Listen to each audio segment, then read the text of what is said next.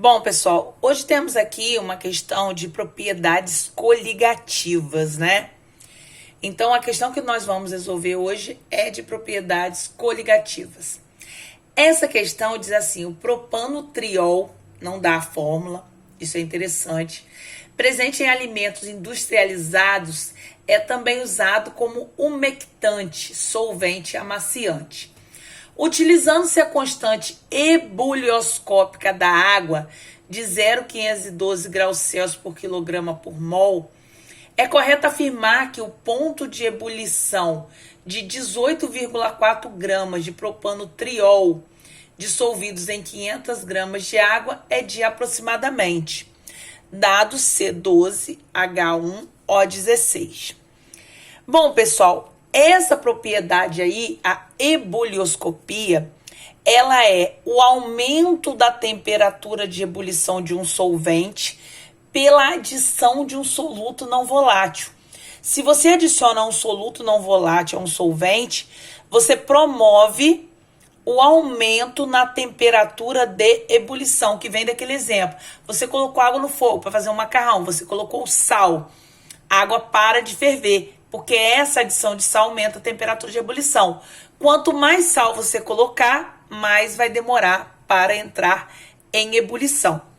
A parte matemática disso é resolvido pela fórmula ΔTE, que é a variação na temperatura de ebulição, em quantos graus essa temperatura de ebulição aumentou. Repare que não é o valor da temperatura de ebulição final, é a variação, ΔE, a variação. A constante ebulioscópica, né? Todas essas fórmulas têm uma constante e essa não poderia ser diferente. Aí está a constante ebulioscópica. E isso multiplica a concentração molar, mols por quilograma, que multiplica aí, que é o fator de Van Hoff.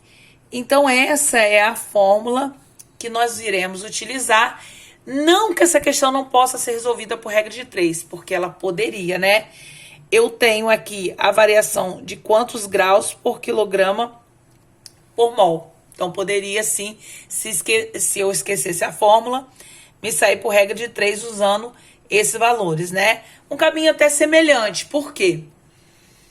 Para achar o ΔTE, eu vou ter a constante de ebulioscopia, que já é dada na questão 0,512, certo?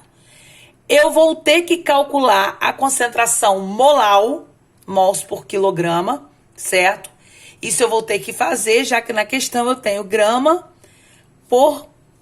de soluto por grama de água.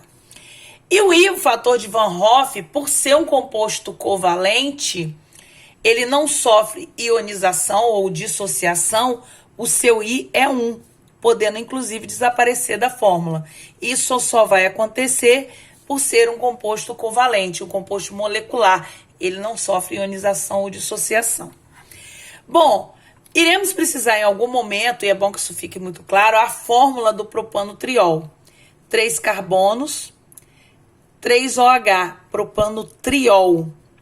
O carbono faz 4 ligações, certo? Para ficar estável.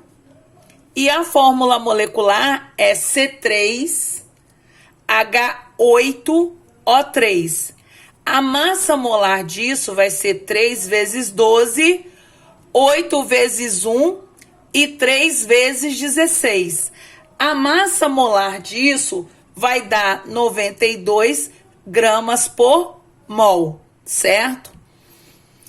É importante deixar bem claro o seguinte: cada 1 mol equivale a 92 gramas de soluto. Eu tenho de soluto 18,4 gramas, X. 18,4 dividido por 92 dá 0,2 mols. A concentração molar, ela é mols por quilograma, certo? Então, esses 0,2 mols estão em meio quilo, 500 gramas. Se eu tivesse 1 quilo de solvente, quanto eu teria? X. Esse X é muito simples porque dobrou aqui e dobrou aqui. 0,4, certo? Então, aqui basta eu colocar o 0,4. Se você desejar fazer por fórmula, você poderia. A concentração molar W é o número de mols pela massa do solvente, número de mols. O número de mols a gente sabe que é 0,2 e a massa em quilograma 0,5, que te dá a mesma resposta, certo? Esse é um outro caminho que vai dar na mesma coisa, certo? Esse ΔTE vai dar 0,20.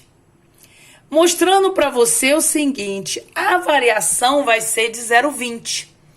A água pura tem temperatura de ebulição 100. Se vai variar 0,20 para mais, então, letra B, a temperatura de ebulição vai subir para 100,20, certo? Então, muito obrigada, um grande abraço e até a próxima.